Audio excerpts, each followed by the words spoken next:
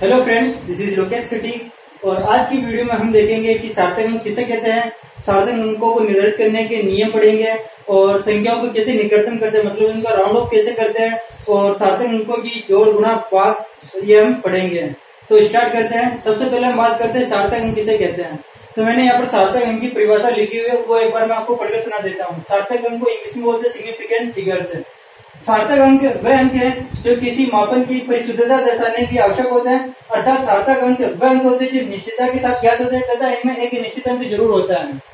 सार्थक अंक वह अंक होते हैं जो किसी मापन की परिशुद्धता दर्शाने के लिए आवश्यक होते हैं। सबसे पहले यहाँ पर एक वर्ड आया परिशुद्धता। इसका मतलब मैं बता देता हूँ। परिशुद्धता का मतलब होता है कि कोई भी राशि है उसके समीप कौन कौन से मान है। जैसे देखो, मैं आपको बात करता हूँ जैसे 0.2 ग्राम है, ठीक है। ये कोई कंपाउंड है जो प्रयोगशाला के अंदर दिया हुआ है। अब अलग अलग बच्चों ने निकाला, तो जैसे बच्चों ने एक बच्चे एक आया, एक स्टूडेंट एक आया कि उसने जो निकाला हुआ है इसके 1.98 ग्राम, और एक लड़के निकाला उसका आया 2.01 ग्राम।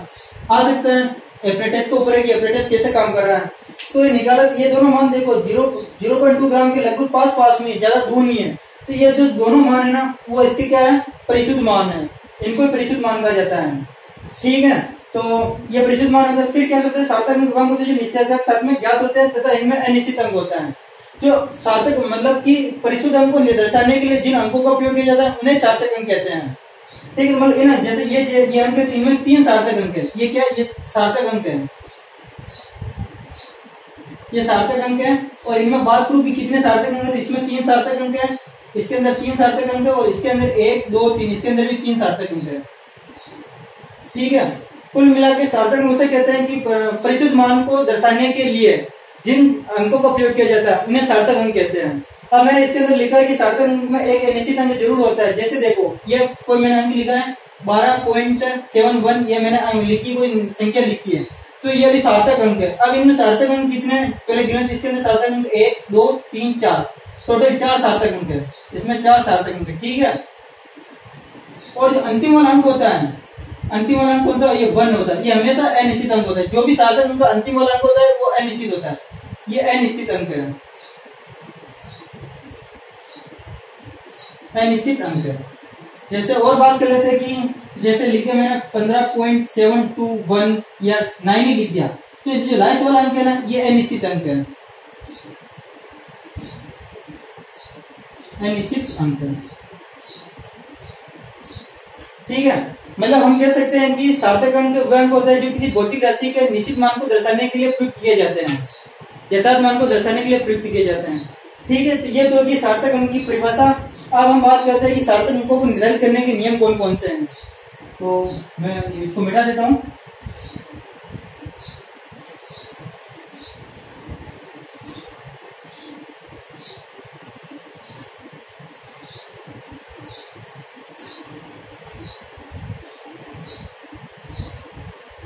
सार्थक अंक को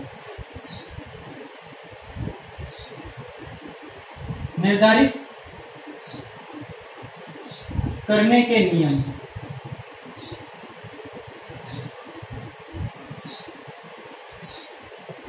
सार्थक अंक को निर्धारित करने के नियम पढ़ते हैं। इसके 4 या 5 नियम हैं, उनकी सहायता से हम इनको क्लियर करते हैं। जैसे पहला नियम होता है कि सभी गैर शून्य अंक, मतलब कि नॉन जीरो डिजिट, वो सभी क्या होते हैं, सार्थक अंक होते हैं। मैं लिख देता हूं पहले, सभी गैर शून्य अंक, गैर शून्य अंक यानी नॉन जीरो डिजिट है, सार्थक अंक होते हैं।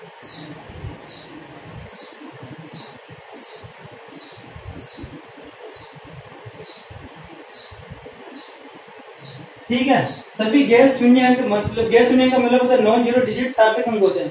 इनका मतलब होता है कि जिसके अंदर जीरो नहीं हो वो नॉन जीरो डिजिट्स होते हैं। जैसे एक संख्या एग्जांपल के तौर पर आप देखो, मैंने लिखा है कि 15327 लिखा है, इसके अंदर कहीं भी जीरो नहीं थे, नॉन जीरो डिजिट है। अब इसमें बात करते हैं सार्थक अंक कितने थे, गिनो 1, 2, 3, 4, 5, तो इसके अंदर टोटल 5 सार्थक अंक है, ठीक है। जैसे मैंने लिख दिया 12.379 ये लिख दिया मैंने। इसके अंदर कितने पॉइंट डेसिमल का कोई मतलब नहीं है, बस ये तो दर्शाने के लिए है ना। तो अब इनमें गिनते सार्थक अंक कितने, तो 1 2 3 4 5, इसके अंदर भी 5 सार्थक अंक है। और भी हो सकते हैं, जैसे देखो ये है, तो इसके अंदर बात करते हैं, तो इसके अंदर सार्थक अंक कितने हैं, 1 2 3, 3 सार्थक अंक इसके अंदर, ठीक है। 1 2 3, ये 3 सार्थक अंक, पॉइंट को नहीं गिनना। तो ये तो क्या पहला नियम की सभी गैर शून्य अंक सार्थक अंक होते हैं। अब हम सेकंड नियम पढ़ते हैं।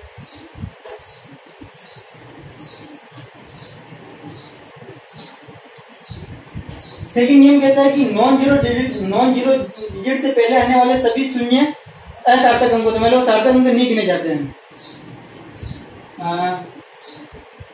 नॉन जीरो डिजिट से पहले, नॉन जीरो डिजिट से पहले आने वाले शून्य को सार्थक अंक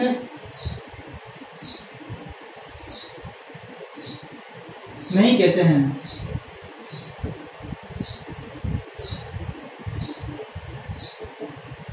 नॉन जीरो डिजिट से पहले आने वाले शून्य को सार्थक अंक नहीं कहते हैं। जैसे देखो मेरे पास मैंने लिखी है 0.0012, तो इसके अंदर पहले ये नॉन डिजिट संख्या और ये 0 है, तो इनसे पहले आने वाले 0 आ रहे हैं, इनको सार्थक अंक में नहीं गिना जाता है, सार्थक अंक नहीं कहते। तो अगर इसमें बात करते हैं सार्थक अंक कितने, तो 1 और 2 ये सार्थक अंक, इसको और इस 0 के सार्थक अंक में नहीं गिनते हैं, मतलब इसके अंदर केवल ये 2 सार्थक अंक है, 2 सार्थक अंक इसमें,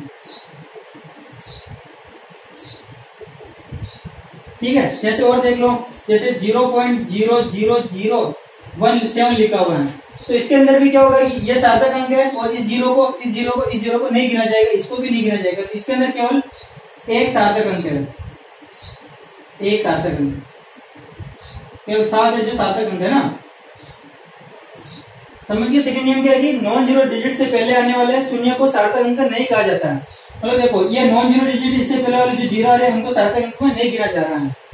अब तीसरा नियम पढ़ते हैं, आपको लिख देता हूं।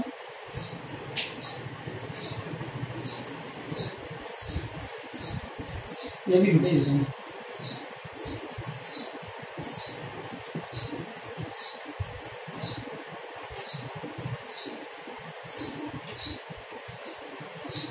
तीसरा नियम कहता है कि अगर दो नॉन जीरो डिजिट के बीच में अगर 0 आ रहा है, मतलब कि दो गैर शून्य अंकों के बीच में 0 आ रहा है, तो उनको गिना जाएगा। मैं लिख देता हूं, फिर आपको अच्छा समझ में आएगा कि नॉन जीरो डिजिट्स यानी गैर शून्य अंक है ना,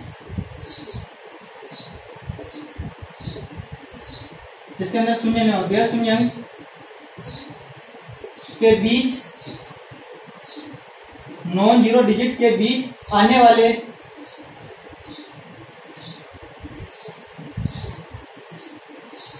शून्य को सार्थक अंक कहते हैं या गिना जाता है, सार्थक अंक मानते हैं, ठीक है। जैसे एग्जाम्पल समझो, एग्जाम्पल से समझ में आ जाएगा। जैसे लिखा हुआ है कि 50005, तो इनमें देखो ये नॉन जीरो डिजिट है, ये भी नॉन जीरो डिजिट, और इनके बीच में 0 आ रहा है, तो इन 0 को भी सार्थक अंक में गिना जाएगा। तो इसमें टोटल कितने सार्थक अंक है, तो आप गिनोगे 1 2 3 4 5, तो इसके अंदर 5 सार्थक अंक है।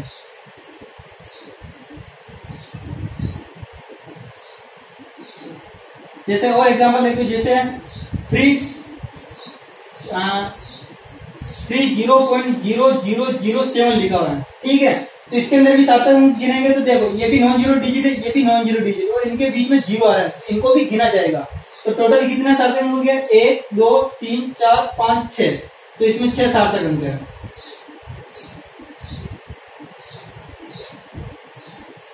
ठीक है।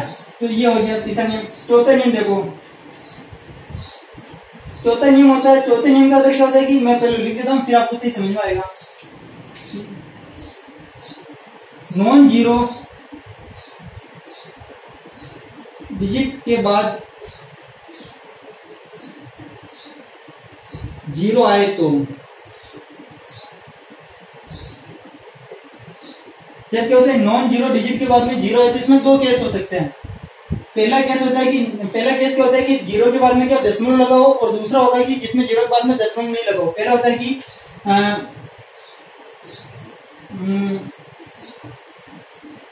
नॉन जीरो डिजिट के बाद शून्य हो तथा दशमलव लगा हो, यानी पॉइंट लगा हो, डेसिमल लगा हो, दशमलव लगा हो। जैसे एग्जाम्पल इसको देखो, जैसे ये यहाँ पर लिखा हुआ है 200.0 लिखा हुआ है, 200.0 लिखा हुआ है, थोड़ा बड़ा लिख देता हूं, 200.0 लिखा हुआ है।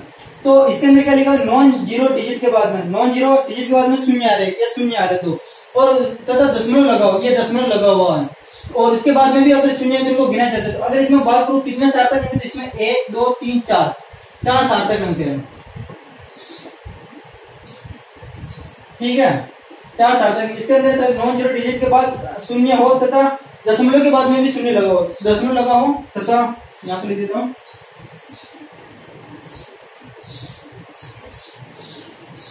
तथा दशमलव के बाद शून्य हो तो उसे सार्थक अंक कहते हैं।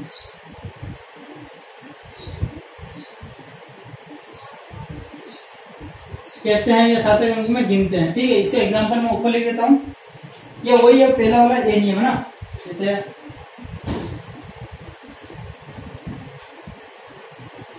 जैसे लिखा हुआ है 300.0 लिखा हुआ है। तो देखो नॉन जीरो डिजिट है, उसके बाद में जीरो आ रहा है और पॉइंट लगा हुआ, उसके बाद में जीरो आ रहा है, तो इनमें सभी जीरो को गिना जाएगा।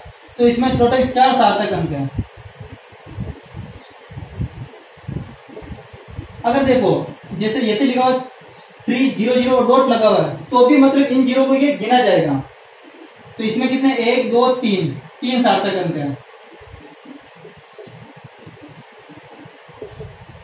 और अगर ये ऐसा होता तो 300.1 होता तो इसके अंदर 4 सार्थक अंक होते हैं, पर ये नियम दूसरा हो जाता, ये नियम सेकंड वाला नियम, थर्ड वाला नियम हो जाता है कि दो नॉन जीरो डिजिट के बीच में अगर जीरो आए तो उनको सार्थक अंक में गिना जाता है, ठीक है। ये तो हो गया ए नियम। अब इसकी बात करते हैं बी नियम की ना। अगर जीरो आए और जीरो के बाद में दशमलव, अब क्या होता है कि जीरो के बाद में दशमलव नहीं आए तो क्या होगा, इसको मिटा देता हूं,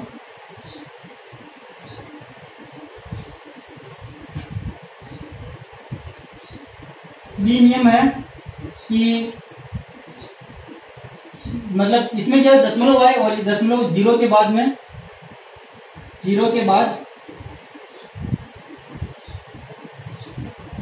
दशमलव नहीं आए तो शून्य को सार्थक अंक में नहीं गिनेंगे,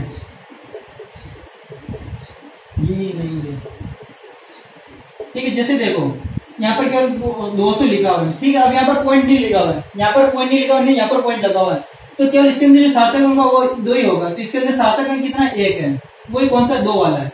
अब इन जीरो को आप नहीं गिनोगे क्योंकि इसके बीच में क्या, इसके बाद में क्या दशमलव नहीं मिला, तो यहाँ पर दशमलव लगा, नहीं यहाँ पर दशमलव लगा, तो इनको आप नहीं गिनोगे, ठीक है। तो अब ए और बी को मैं एक साथ में लिखूं तो जैसे देखो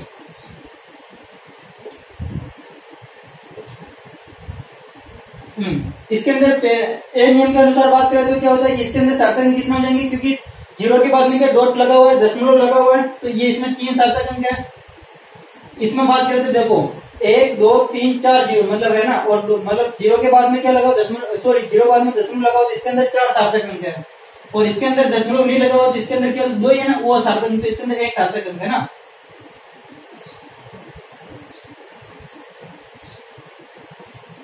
ठीक है, एक बार इसको वापिस समझा देता हूं कि अगर नॉन जीरो डिजिट के बाद में जीरो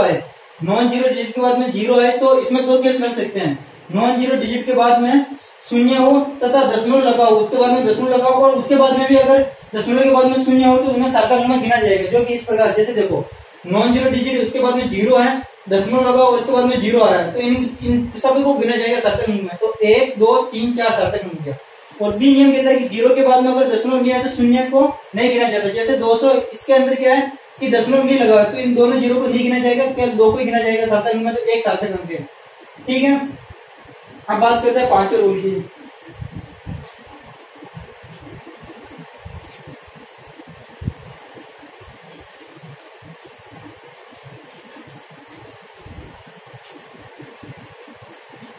नियम 5 है वैज्ञानिक संकेतन में, कि वैज्ञानिक संकेतन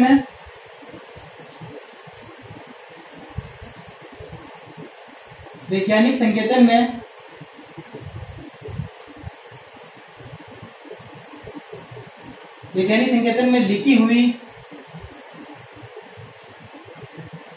संख्याएं सार्थक होती है, सार्थक अंक होती है ना।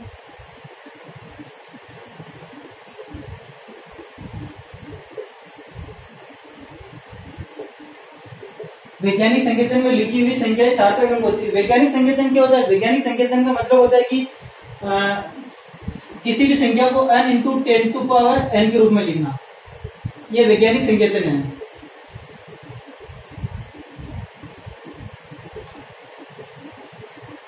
मतलब जो भी संख्या दे रही उसको n into 10 to power n के रूप में लिखना। जब n का मतलब होता है, n का मतलब जो संख्या होती है वो 1.00 से 9.999 के मध्य हो सकती है, और जो n का मतलब है वो होती है चरघातांक। ये प्लस और माइनस दोनों में हो सकती है।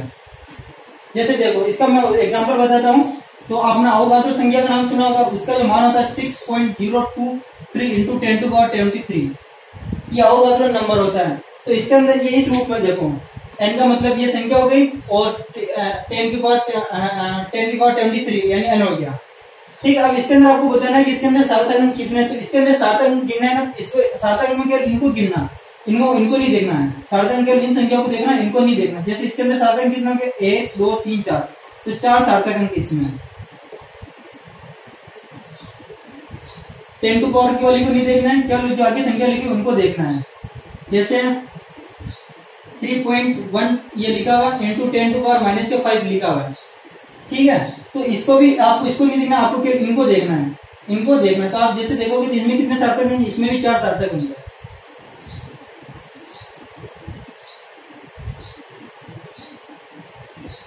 ठीक है, तो ये हो गया वैज्ञानिक संकेतन का। तो ये आपके नियम समझ में आ गए होंगे। एक बार वीडियो को देख करके वापस देख लेना, सारे नियम समझ में आ जाएंगे।